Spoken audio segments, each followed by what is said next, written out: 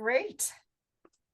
Welcome, everybody. We're so excited you've joined us. We'll get to introductions in just a moment, but this is an opportunity for Anna, Jen, and myself to kind of reintroduce or introduce a tool that we've been working on together for several years and been talking about publishing for several years, and now it's kind of culminating. And we've worked and used this tool with a number of organizations, including a number of Oxfam entities and Canadian Food Grains Bank, and some others that we've kind of walked alongside of along the way. So to jump right in, I'm going to invite Anna to introduce herself. Hi. Hello, everyone. My name is Anna. I'm coming from Vancouver, Canada, so way at the morning side of our spectrum of time zones, I'm assuming today. I've worked with a number of international development and Canadian organizations. I like traveling, hiking, baking, and chatting with these two as well. So happy to be with you all this morning, / afternoon / evening, depending where you're at. Yeah. And I'm Elaine Stavnitzky. If you go slow, it's just how it's spelt. And I have just launched Elevating Voices for Change to just find a way to talk about the things that the approach that I'm passionate about, which is applying feminist and community-owned principles to monitoring, evaluation, accountability, and learning. In my off time, I'm really enjoying learning how to Cuban salsa dance, and it's called rueda. You dance with a partner, but you also dance with others in a circle, and it's a lot of fun. Hi, everybody. Thanks so much for joining us today. My name's Jenn Donville. I'm joining you all from Prince Edward County, not to be confused with Prince Edward Island, Prince Edward County on Lake Ontario in Canada. I have worked primarily in the health and education and gender space for many years.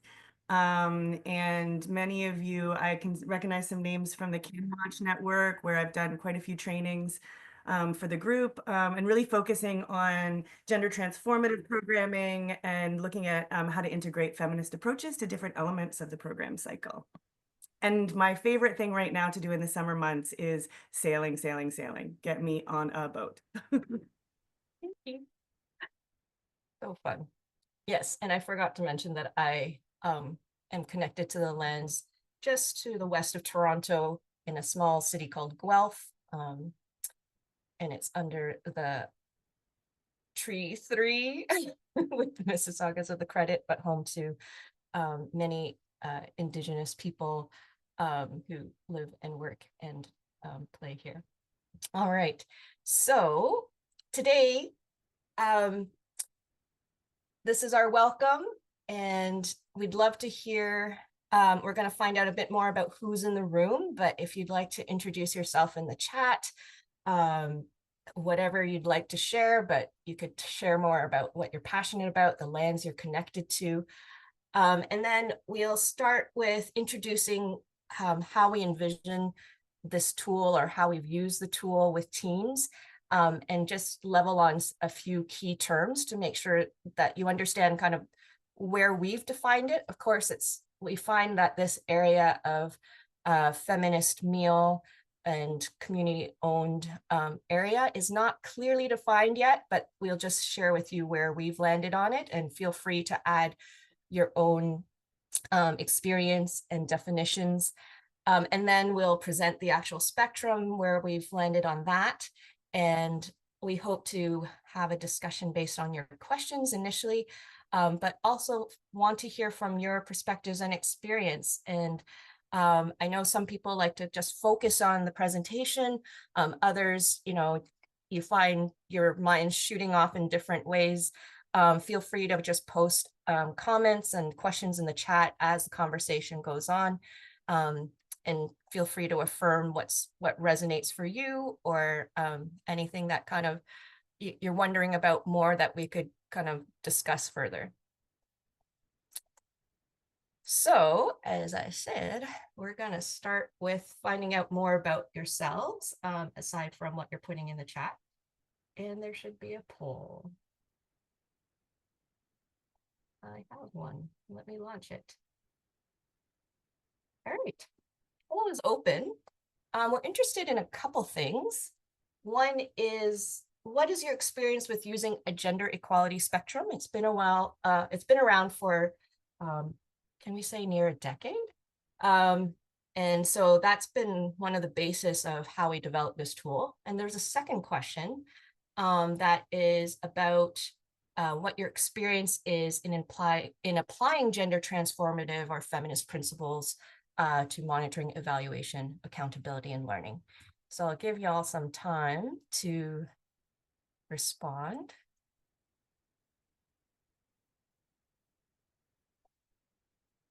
And welcome to those joining.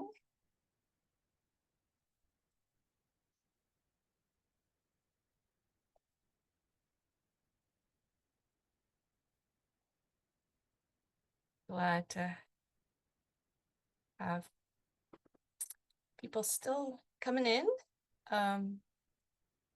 Thanks for introducing yourselves. So for those just joining, we've got a poll open. You're also welcome to share more about yourself in the chat, who you are, what you're passionate about, lands that you may be connected to.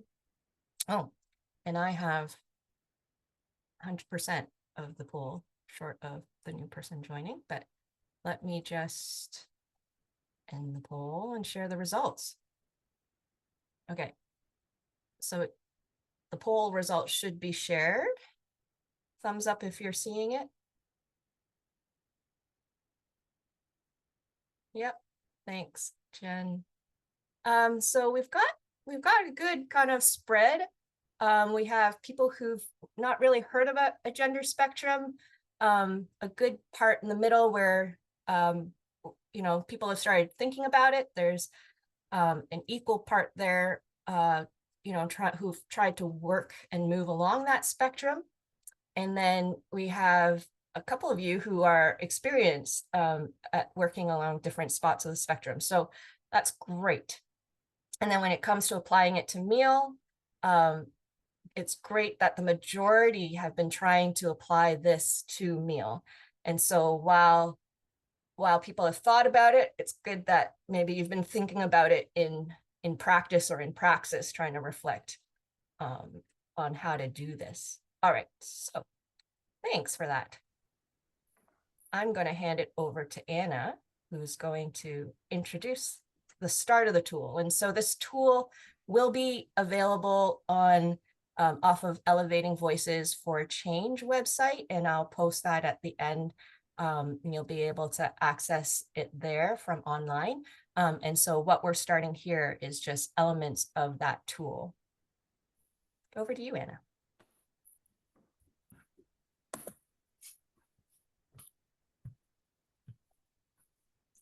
Sorry, Elaine, can I change slides from my side, or does it have to be from yours?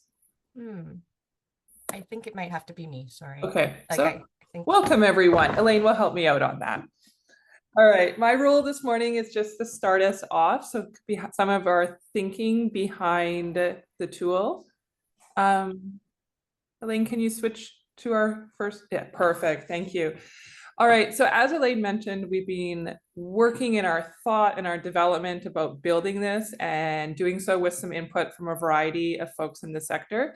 And who it's for is really you. And I'm assuming all of us come from a position of having worked on projects, program and or meal staff who are implementing programs and really seeking to shift our work along the spectrum.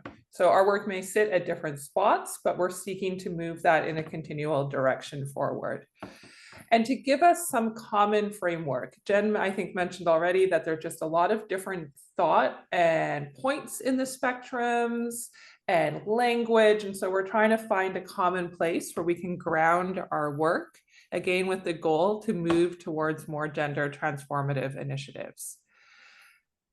Ideally, When are you using this tool? Ideally, we all know we want to start from the beginning, but we also all know that things come and go and our lives are not stable. Our work lives come with shifts in what we're able to do. So of course, it's also a great idea to use and reflect on these pieces during midterm reviews, annual reviews, strategic reflections, any point where you as a team can sit down, how we're using this, sitting with our colleagues. This is the next slide, Elaine, just rolling with this. So when we can sit down with your colleagues, gather your team, and have those cognizant reflections, when those moments are allowed in the space and time that we're working on. So reflecting on where our meal practices are at, identifying where your meal practices can sit along that spectrum, and we're going to get into the details of looking at that soon, and then taking action. And really, even if you could bend this slide into a circle and have it keep looping back on itself in an iterative fashion, that's what we're talking about. So there's going to be multiple moments in time where you can sit and reflect and bring your colleagues together, programming and meal staff, to have those purposeful conversations. Next slide, please. Why are we using it? As I mentioned, many of us, I'm sure, have struggled with wanting to kind of figure out what those common language is so that you can have those conversations. We're here to pitch a common language. We're also here to always think about what is the process, how we do our work, and how that fits towards the product. What is the end goal of the work? And so Elaine, Jen, and I really place ourselves in the position where the process is as important as the product, how we're doing it and what we end up with. We also want to start from the beginning saying that there are some real key assumptions that underscore how we do this thinking, so that you're going to see a spectrum. It's illustrative. It's not definitive. We're not drawing lines between what different points on the spectrum are. There's shading, there's merging, and we allow for that to be part of how we think. And so instead of 4 or 5 or 6 definitive blocks or phrases, they're all moving together with that goal that there's a preferred direction of change. We assume that we all want to move further towards gender transformative and feminist work in how we do meal. The other point we just want to say is that, of course, things vary, that our work is not fixed. There's shifts on funding, there's shifts on programming, there's shifts in staffing, and sometimes you may be moving forward by leaps and bounds, and sometimes those are baby steps, and sometimes it's 2 steps forwards and 1 step back. And we appreciate that and know that, and we've all been in those positions. And so I think we all just want to remember that we have wonderful and large intentions in our work at all times, but sometimes there's small movement and sometimes there's big movement. And that is a place that we want everyone to be comfortable with when we're working on these pieces. Our next right just before we get into the depths and some examples of what the spectrum can look like, we want to ensure to ground ourselves so that we have some common language and some common examples. I've already started throwing around meal as an acronym. And I recognize that that is something that many of us do and breathe on a daily basis, but I also recognize it's an acronym and we should never use those without laying them out from the beginning. And there's many variations on the term acronym, on the term meal, as I'm sure many of us have seen. We're working with meal, but of course, MEL, MERL, and other variants are a thing. So we're just putting that out there from the beginning, monitoring how we collect our routine data, evaluation, how we're coming in at key moments in time to do those systemic reflective moments, accountability, how we're listening and responding, how we're being ethical, how we're bringing in the communities with which we work, and learning. I do love the L, and I also do fear that the L is often forgotten. So that how we use our data for reflection, for knowledge, for sharing, for strengthening. Again, I love the circle. If we can bring our data cycle all the way over to looping it back and learning from the work that we do to plan and collect and program in an even stronger fashion. And our next set of terms, so that's our meal, that's what we're doing. And then this is kind of the phraseology that we're working with. And we're putting this on the screen with the caveat that we absolutely know that some of you have seen various similar but different phrasing. That there's different words that land in this typology of change. Different organizations have their own pitches that they have put out there, and that we're all somewhat generally familiar with this direction. And if the words change in other typologies, that's okay, but the type of change remains the same. And so we're starting at one point on the far scale, and we pitch that everyone moves away from the farthest scale end of the scale, but it is still there, where we're ignoring gender norms, roles, and relations completely. So unaware, aware, where we're kind of that it's recognizing, but we're not necessarily acting. And that, I think at this point in time, is the starting point. Gender responsive, so identifying and addressing needs, but not necessarily unpacking the root of that inequality. Gender transformative, where we are reaching the point where we're thinking about that power element. So what is happening to try to address and start tweaking social relations? And then feminist, we're going to get into as we start unpacking the spectrum, but what it looks to really reconstruct power and systems. And so that's how we're looking at this arc of change. We're going to apply it to meal as Jen starts in the next section. But also, if you've seen different phrasing, you can start to apply that in your thinking as well. It's more about the direction and the arc, whichever the exact words and how you want to apply that.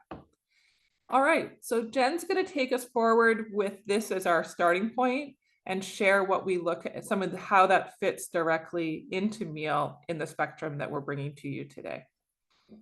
We do have a few more slides, but I see 𝐿𝐵𝐿𝐶𝐻's hand is up. So 𝐿𝐵𝐿𝐶𝐻, you can either put your question in the chat, or if you want to quickly unmute and ask your question, I think it would be really relevant. Sure, I'll put it in the chat. Okay, thanks. And then we'll have time at the end to kind of collate those and respond to those. And do again, for everybody, feel free to add questions and discussion points in the chat, and we'll come back to them after our presentation. Okay, yeah, over to Jen. Thank you. Great, thanks, Anna. So understanding, the groundwork that we're working with here in terms of our meal activities and that range of meal activities that we engage in, and then the spectrum or the typology or the continuum. Many, oftentimes, as I put in the chat, we'll think about it as a gender marker, and we'll see institutions use a variety of different terms like gender sensitive or gender exploitive. But as Anna noted, we're really looking at the same kind of spectrum of change, right? That moves from harmful and ignoring gender to truly transformative and feminist in terms of how we execute our activities. So what does this mean when we're looking at it in the context of feminist meal? And how have we taken this spectrum and tried to apply it in a practical sense to our work in this space? Well, the first thing that we decided as a team, and we've been working with several different colleagues over the years for this, and really wanted to make this as useful as possible, is to kind of start from gender aware. And I think that within our work in this space now, it really is the minimum standard requirement. And I think everyone can acknowledge that. Even globally, I think we're in the space now where it's very rare to have any expectation of anything below gender aware. And so in order for this tool to be truly useful and practicable for folks, we've started it kind of at gender aware, and the deeper discussion moving along the continuum, the spectrum towards transformative feminist approaches starting at aware. And then the other thing that we wanted to understand and convey as well as a group is how can we look at constantly moving towards that green end, right? Towards that transformative and feminist end. As Anna mentioned, there is a presumption that there's a desired direction of change that we're looking for, and that we're all striving to more deeply integrate those transformative approaches and feminist approaches to our work. And then when we look at something that's feminist, and when we look at something that's embodying feminist principles, we're really looking as well at process, and we're really looking at ownership and a deep kind of sense of reorganizing power dynamics. And we'll get into that in the next slide. But these are some of the things that we've been considering as we built out this tool. So what does this mean in terms of how we can look at some of the elements of our activities, for example, in monitoring evaluation activities? So starting with gender aware, how will we describe our activities in MEAL from a gender aware perspective? And one of the things just to keep in mind before I go through all these points is that it's very tempting as an industry and as practitioners for us to be, for our programs and our entire MEAL strategy for a project or a program to be put into one of these categories. And what we've talked about as a team is we want to emphasize that within any MEAL strategy or set of activities, you might find some elements that are gender aware, some that are transformative, and depending on your resources, capacity, time restraint, etc., you can push forward on the spectrum in some areas, and in other areas you remain in a kind of a gender aware space. So just keeping that in mind, that there's no absolutes, right? This is incrementalist, and we push forward where we can. But so in gender aware, we're looking at the basics of kind of integrating gender into our activities. So gender into evaluation design from the design stage, looking at risk analysis from a gendered perspective, avoiding doing any harm, understanding movements, availability, risks, etc. Of participants in the process. Always, of course, data disaggregated by sex as a bare minimum, and intersectional variables that are meaningful for your project. And then, of course, looking at analysis. How can we reflect on this analysis to make sense of it and the sense making around data? And then for gender responsive, we look a little bit more deeply and we integrate more qualitative. We're looking more at the why. Why are we seeing these differences? Gender aware, we see more of the what. We want to understand what's happening. Gender responsive, we're going to dig a bit more into the why. And when we're looking at social phenomenon like gender, qualitative data collection and analysis becomes really integral to the understanding of the why, as many of you will know. It also tends to be a bit more complex and expensive, right? So again, going back to that resource discussion, to do it well and to do it thoroughly. And looking at comparative analysis, right? So looking at intersectional results, identifying the drivers of change or lack of change. So what can we see happening with different groups based on gender within our population, and understanding why that's happening and what those dynamics are. So gender responsive, really digging a bit deeper. Gender transformative, as many of you will understand, is looking at the root causes. That's when we really get into the roots of what's happening. And the root causes, of course, of inequality are power dynamics. And those are complex to measure, complex to understand. And the sense-making process, when you're looking at power dynamics, really demands a deeply participatory approach, right? It demands a shared ownership of data analysis and sense-making. And it really looks at understanding from the whole process. In order for us to understand, to take a truly transformative approach, it needs to really be at all of those points within our MEAL cycle, right? Within our process. And then finally, when we move into the feminist space, the way that we've approached kind of understanding feminist dynamics and feminist approaches within MEAL is really looking in at the heart of the processes, right? So really looking at how our activities in MEAL redistribute power and are empowering in and of themselves. So the very participation in the whole MEAL process is empowering for everyone involved. Who are the main owners of the evaluation? And when Anna was going through the acronym MEAL and talking about accountability, I think we all would love it if accountability normally meant accountability to participants and accountability to community. But I think we often focus on accountability to the donor, right? To quote unquote upward accountability. Feminist approaches demands us to turn that on its head, right? So we're really looking at a meaningful reversal of power dynamics and redistribution and reordering of power dynamics, which is complicated and difficult. It takes a lot of, political and organizational buy-in. It takes a lot of commitment. But that's really at the heart of what a feminist approach means. And that the process of evaluation, as I said, it contributes to social change. So in and of itself, it's an empowering process for everyone involved, and in particular, communities involved. So that's how we've kind of phrased our spectrum, and we'll go into like a little bit more of detail. We'll hand over to Elaine to get into a bit more detail of what this can look like in a practical sense. Yeah, and I just want to tease out, in response to Apache's question, before we didn't have that differentiation between gender transformative and feminist. And to be sure, we're just trying to like create categories to fit complexity of life into boxes. But in our experience, as we've worked with organizations, and to be honest, we've been working more with international NGOs who the accountability really is to donors and to the organization first. And they've pushed towards being more participatory, more at applying processes that do address the power dynamics. But there's actually a really big jump from a mental and attitude standpoint from what we've termed here gender transformative to feminist, in the sense that it's really the far end. What we're talking about is really having the community, the women, the girls, those most affected by the program being the evaluators first and foremost, and that the information is for them. And there's some very significant systems, attitude, and organizational change pieces that is very different between those last two. And it's even in one of the contracts I'm in now, we talk a lot about decolonizing time, right? We usually have only so much time to do an evaluation, but to really engage people and have young women who may not have, need their capacity enhanced to actually do the evaluation themselves takes time.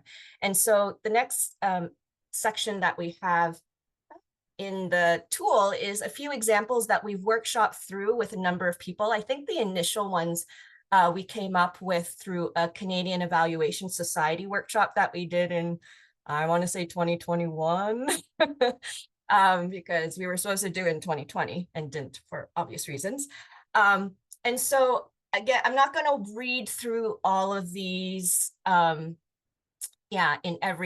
all the detail, but just to highlight that what is still missing is the how-to. So when we start talking about this spectrum, it's really meant to guide like a compass. This is not a map, right? There's no step-by-step instructions. It's about thinking through the different principles of feminism, of gender transformative work, and then seeing how can we now apply that. We've been doing it in our programming, or ideally we've been trying to do that in our programming. How do we now take that with integrity into the way we do monitoring, evaluation, accountability, and learning? And so when we look at focus groups, for example, right, at the aware, kind of like at the minimum, are we considering the time and location, how those affect different genders, right? What's the composition? How is safety being considered when people are being mixed together, or do they need separate groups to be able to be honest in what they share? How might the gender of the facilitator, note taker take place, right? And then as we move towards gender responsive, as Jen has already said, what are those identity factors that could be a barrier to participating, and how do we respond? How do we design the question so they're responding to people's lived experience and how they talk about their experience, and making sure that that information is validated. And then we have some around now, who is actually determining the evaluation questions, who has the power to really, what power do people have in that process? Who's conducting the FGDs? How are those analyzed? We've done a similar one on monitoring, and we've taken the very specific example of distributing hygiene kits. And so those can look different between genders. The hygiene needs of women differ from men. Before and after, again, like what is helpful for people with different intersecting identities, and then how do we in these contexts, which are often humanitarian when we're doing distribution, where is the space to enhance the capacity of women in groups to actually be gathering that information, and then moving, having agency to make decisions about how hygiene kits are distributed, what's in them, and using that gathering and using that information. And so there's more examples there. Lastly, in evaluation, we have a number of experiences. And if we haven't mentioned it before, we've worked with organizations that have worked both in development settings and humanitarian settings, and in a country context where there's a mix of both. And so, as we said, this is why we've applied a spectrum and a continuum, because there's always room to kind of shift the needle a bit more. It's not about everything being perfect. It's about what are the opportunities that you have to kind of apply something that shifts it along that spectrum towards the desired end. And so in evaluation, I do talk to organizations a lot about designing the sampling frameworks. Like, I feel like in our industry, we have kind of gut reactions of, okay, we just do a sample size calculator for a general population, but we don't think through that comparative analysis. And I hope she doesn't mind, but Katu's joined the meeting, and we've had intensive conversations about this as we've worked through a feminist meal analysis guide for Oxfam, one of Oxfam Quebec's projects. And then how are you selecting those women? Women in female-headed households might have a different experience from females in male-headed households. A point I want to call out in evaluation is really how are we integrating more participatory tools where, again, maybe they're not asking the evaluation questions, but how can the tools we use give people agency to create, their own standards of success and analyze their situation in a way that helps them understand and deepen their analysis and reflection on their situation. And then on the far end, how can we actually be enhancing the capacity of, these women champions, the change agents, to actually lead, and understand their own theory of change, their metrics of success, develop their own tools, or use tools that exist in the community to collect, analyze, and interpret. How are we using youth researchers to explore changes in sexual reproductive health rights? And so, again, that's something we've been able to do together with Oxfam Québec, which was selection of youth researchers and helping them actually do the analysis of information that's come out of their midterm review. So those examples are available. And then we just have a chapter on considerations, and I'll be ending in just 2 more slides. We have found that reflecting on the spectrum is a great starting point. And then the next step is really identifying a framework or a list of principles that you're trying to apply. And so these were ones that, again, Jen and I working with Oxfam Québec and together with Anna beforehand, and looking at the different feminist principles that Oxfam had talked about at, including Oxfam Canada, Oxfam Novib, and even international. There's so many principles that could be applied.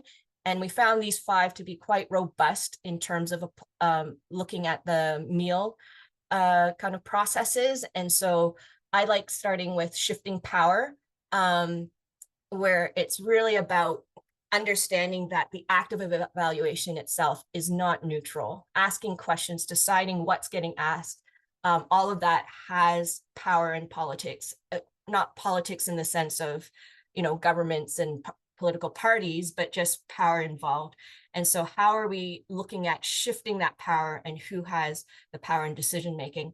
And of course, looking at the intersectional, we've said a lot about that, but understanding that communities are not homogenous.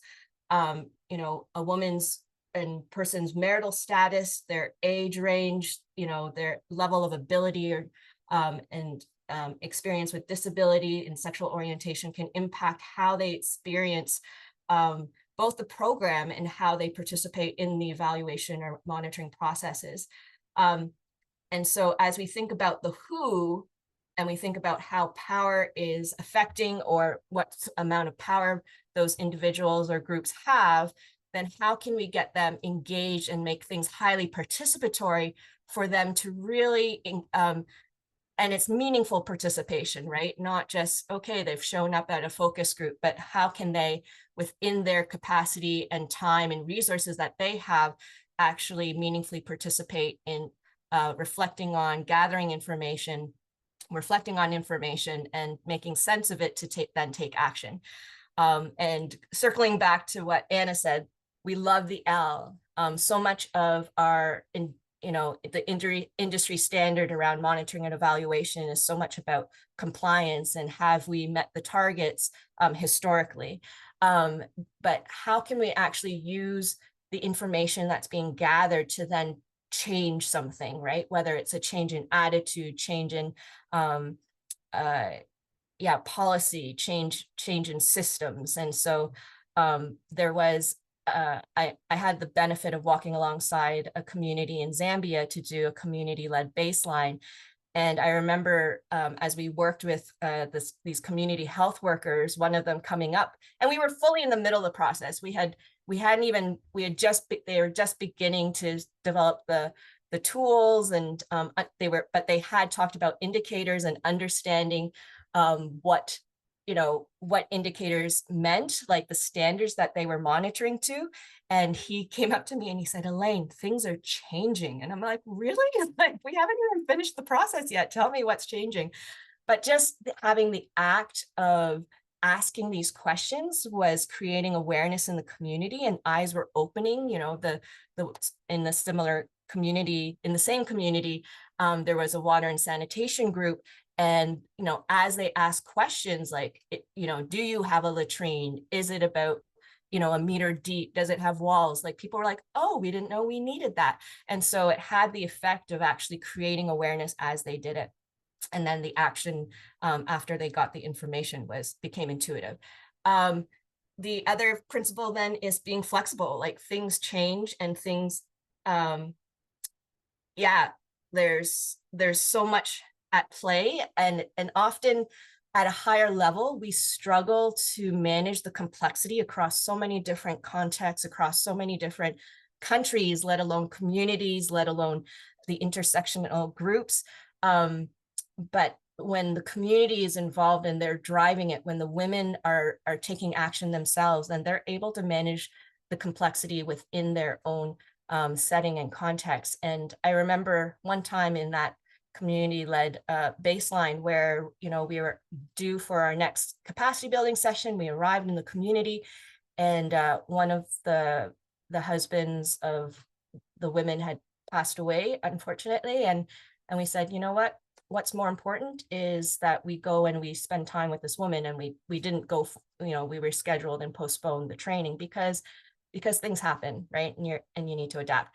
And so you'll notice that the arrows kind of go around each other, and it's really about each one has an impact on the other, and it's about going around the different principles to say, okay, now that we've identified the who, how can we see how that power shift? How do we need to be flexible? How can we help them learn and engage?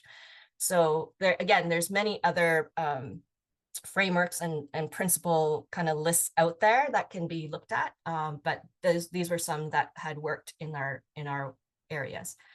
And again, I won't go too much into detail of this, but we find feminist meal often requires some preconditions. So, if you are not, if it's a project that isn't already trying to shift along the a gender equality continuum, then this is not the starting point.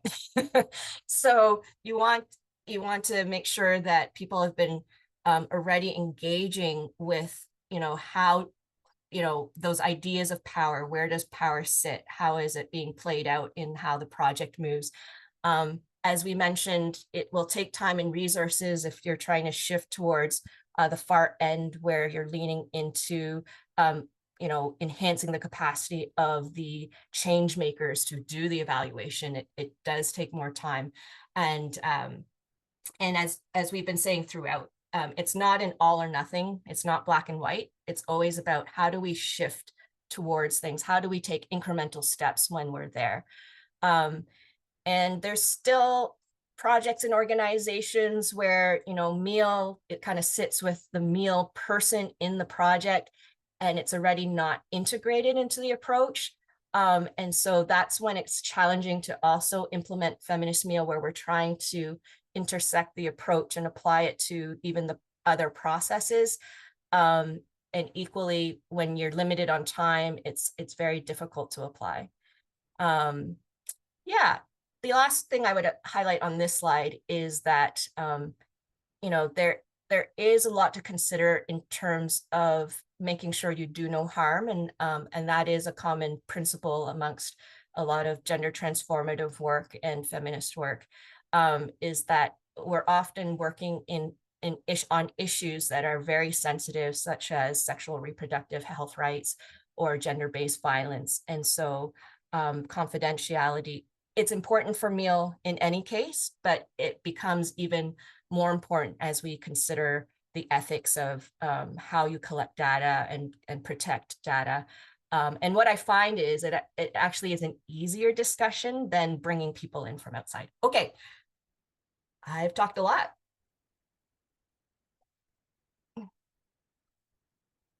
I think this goes back to Jenn, who's going to just facilitate our discussion. Yeah, okay. Jenn and Anna. That's a lot. It's a lot to digest, and thanks for walking through it with us. I think what I'll do is start off. We have a couple of questions in the chat, and maybe I'll start off with Isabel's question. Thanks, Isabel, for that. And this is I mean, I'm sure many of us on the call today could talk for another couple of hours about the FIAP, the Feminist International Assistance Policy, how it was administered, measured, monitored, and invested in. I think those specifically in terms of the audit findings, I think what they reveal and belie are two things. I think that, with all due respect to Global Affairs Canada and with appreciation to the challenges inherent in managing and overseeing the FIAP, I don't know if partners or the institution itself and our officers at Global Affairs Canada either had the sufficient resources or infrastructure and time to organize information management in a way that reflected the true intention of the policy itself. And I think that's reflected in the audit. I can say, from not being on the inside of Global Affairs Canada, I can imagine, and having worked with them for many, many years, I can imagine the challenges internally in terms of reporting and maintaining an accurate measurement and accounting of their projects across the board, those challenges. But I can say also from the institutional standpoint, and many of you will sympathize with this, one of the things that didn't change, the expectations changed in terms of taking a feminist approach not only to programming but to monitoring and evaluation in terms of measuring empowerment, agency, etc. But what didn't change is the amount of time and investment that was offered to partners in order to implement that. And so we've touched on this point a couple of times. What I don't know is it changing, was your question, Isabel? What have we seen in the interim? I think from what I can say, and I'd love to hear from others, I think what we've seen is upward management from partners within the practitioners community in terms of taking the lead and getting innovative and finding spaces where we can push forward on that spectrum towards that transformative and feminist. And I think that Global Affairs Canada has learned a lot from partners in that way. One of the things that we've emphasized in this tool is that it's not an all or nothing approach, and that was in Elaine's slide that she just presented, is that it might not be across the board in your program where you can implement a feminist approach, but there might be really important opportunities within your meal plan where you say, at this moment it's really important that we slow down, that we take a participatory approach, that we turn this process on its head so that the terms and the indicators and the approach are defined by the people with whom we're working. So I think that there's a lot to take from that audit. I think the biggest lesson from that audit is that it takes investment to change approaches and to move approaches more towards a feminist and transformative approach. That would be my response. Jenn, I think we can also tie some of what you're saying towards Maggie's latest question in the chat about gender kind of unplanned unplanned points that come up through the evaluation and how you talk and report and integrate those in logic models, PMFs, donor reporting, et cetera, et cetera. Well, it's a great example, right, of the qualitative quantitative question, Anna, which you can, I'm sure, speak to, right, where you know, sometimes we feel like our hands are tied, right, with how PMFs are designed and permitted. But Anna, you know, you can go on with that one.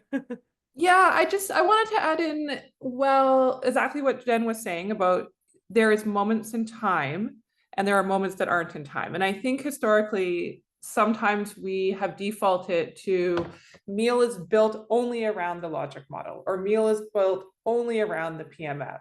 Instead of meal has different elements and the PMF may be one part. Sorry, I'm doing acronyms and I'm really trying not to do that. So the performance measurement framework, we shall not only speak in acronyms. It's one of my goals of life. So our performance measurement framework and our indicators to the donor.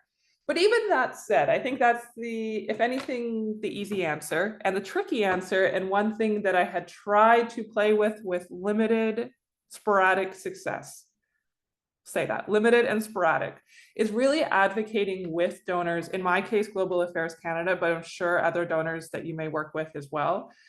What does a PMF look like?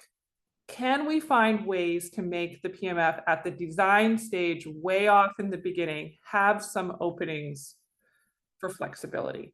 And two examples that I had pushed for and got accepted only limited times, but did accept limited times, were could we have indicators that were open for verbal reporting? And by that, just snippets, like audio snippets, where our colleagues in different countries could report what they were seeing and experiencing through audio snippets. Because every time that folks told me things, it was richer and verbally richer than what I could write down or what was being translated in the written form. So that happened one time. And another time saying simply, can we have an indicator that's simply not there right now, but there's a space in the PMF where we're allowed to report on something that we see unpacking as the program unfolds. So if anything, a mystery box. These are not things that are always accepted or always talked about, but I do think if you work at the head office of some branch of the international development sector and you're working with the donor side and the communication to those institutional donors, I always took it as partially my responsibility to advocate on the system as well as design within the system. That's a little bit of my advocacy edge, but I think that is part of, if I sat at the office of one of those organizations here in Canada, and I've worked with a few, that I think that's part of what we should be doing. We should be trying to think about where are the gaps within the systems that are in front of us. So yes, watch out for those pieces that are not within the PMF at all, such as what Jen was saying, and then think maybe about what's the creative opportunity within the tool that we are presented with. I can add an example from a multi-country evaluation that I did with the Canadian Food Grains Bank, which included countries in Africa and one in Asia, where it was a food security project, well, food security nexus project. So in the nexus or in areas that were from sometimes in a development stable space and sometimes in kind of a humanitarian destabilized, whether due to conflict or emergency.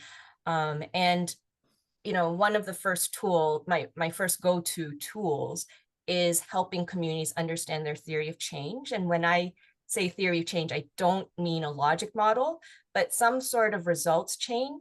I find that's one of the big misses that we do, is we don't circle back to even the country offices at times. We just kind of say, this is it, rather than dialoguing on what change looks like and why we think change will happen. And so bringing that to the community level, and then as the country teams gathered information, as some of you may be familiar with outcome harvesting approach, we weren't able to shift it right to the community because we didn't have the time and resources and it wasn't situated that way, but we had the country teams at least positioned as evaluators to explore their own theories of change. And we started with the logic model because it was there. But then as they gathered information, they were able to build out the the theory of change and show that, everything didn't necessarily lead to food security. There was a number of gender results that kind of fleshed out and filled out, and created new linkages that we hadn't, weren't captured in a logic model. And so the process can actually create more information that and enlightenment and other areas of change that then can go into an evaluation report to say, yes, this is what shifted, and for what the project designed for, and then these were the other results that we heard.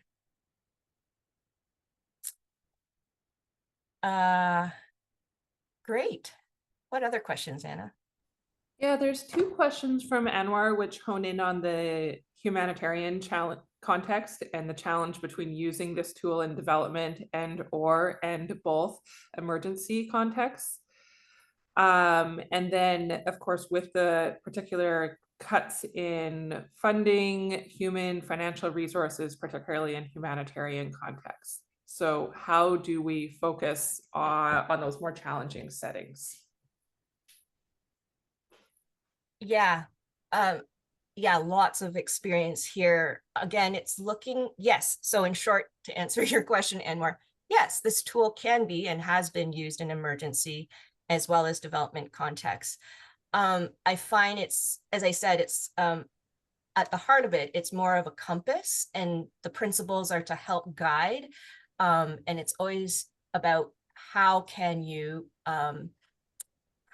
work with the communities and change agents that you're working with. Access is a huge part. The approaches that I'm really passionate about, it's really about not just training, but building on the capacity of those you're working with. And again, not the whole community, but certain change agents who are really driving change in those communities and are passionate about that change and your connection with them. And so there was, we had done one of these, I had done a training with some Oxfam country teams and their partners, and some of them were from Yemen, and they said, well, this will work in the South because we have regular contact with these communities, but doing kind of that far end kind of approach where we're enhancing the capacity of women and girls is not going to work in the North because we don't even have access, right? And so we started talking about, okay, could the women come out somehow or come out with, a male relative and join a workshop, right? And hold the workshop together. And then they go back to continue on. And so it's really about the thinking through how can you shift things and then what principles apply here and seeing what works. I don't know, Anna, Jen, if you have anything else to add to that.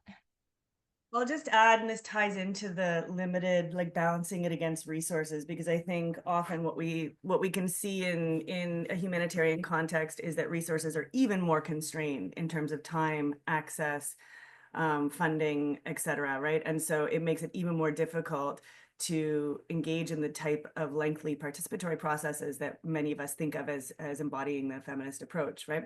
I think that one of the things to consider, as Elaine was saying, is really being targeted and purposeful, right? So looking at what opportunities there are. So for example, there are going to be indicators that are, predetermined, and then there are going to be indicators within your PMF that are tailored to your specific intervention. But then the tools designed for collecting and reporting on those indicators, right? Who is defining what we mean by empowerment, or who's deciding like how we measure decision making? And if we can, find opportunities, for example, even of that definition and that indicator, what is an indicator in this community of empowerment?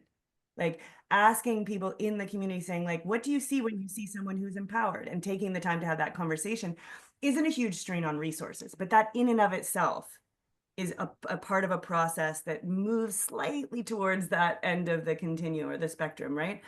So finding those opportunities where you can, that might be minimal cost in terms of time and resources. And then how do you balance it out in a changing environment of resources and political will? There's going to be a whole discussion on the CanWaCH Academy. The theme is going to be a little bit about that this year in September. But I think as well, like it's about staying Like these are the moments when we really have to stay diligent, right? And we have to keep getting creative and keep finding those opportunities, knowing that it's not an all or nothing thing, right? It's in each of us have opportunities to work with colleagues and get creative to move the dial in the direction that we want it to be constantly pushing it forward.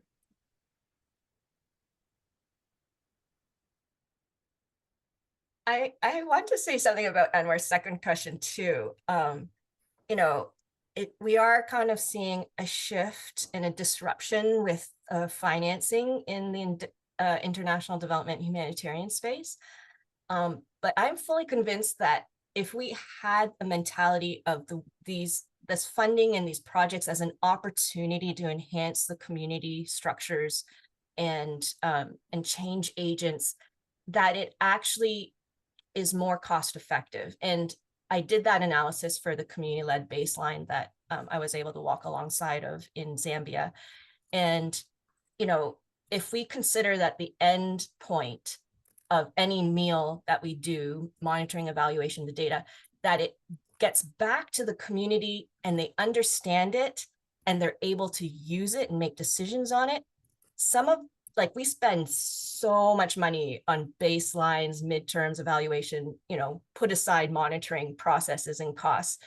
But so few of them actually hit that mark of the community actually using it, you know, understanding it first and then using it. And so if we actually redesign from the beginning our projects to say they are the first owners and the ones who should be responsible for gathering information, I fully believe that if we keep all of that in mind and design the process so that they are the first, you know, it's for them first, that we can also find ways for it to be, that information to be recycled and reused for organizational accountability and donor accountability. And the process that I did in Zambia showed that the community-led baseline in the end gave as good as, if not better, margins of error that you would find in an institutional baseline, having enumerators come in and you know, collect information and have it analyzed outside the community. And I would say that the data quality was actually better than what you would find. Okay, and I just want to jump in, Elaine. I'm sorry, just noting that we have 1 minute left and some folks are starting to drop off the call, that I do see that there's one other question still outstanding. I'm sorry we're not able to get to it, but we are planning to do a consolidation of any questions and provide some responses in the written form, and we will do so for that question as well. So if anyone has any further ponders in your minds right now, drop them in. We're gonna take a look. We'll work through and provide some written responses, and that will, Elaine, go on the website within a month. Is that the plan? Yes, that's what we're working on. Can we just skip to the next slide for half a moment? I think that gives the info. That gives the info. Yes. So as Elaine mentioned, the presentation is going up. It is up online. I believe there's a link upcoming. And then please ensure, again, note any final questions. We'll give any ponders and responses to what you've shared and share that back with you. Any final thoughts, Elaine, Jen?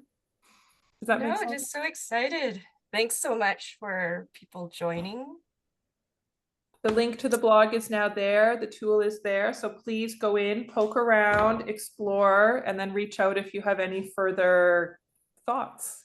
Particularly if you feel that something is missing or there's a development, the tool can be, it's a work in progress. Again, we've been working on this for a while, so please keep the thoughts rolling.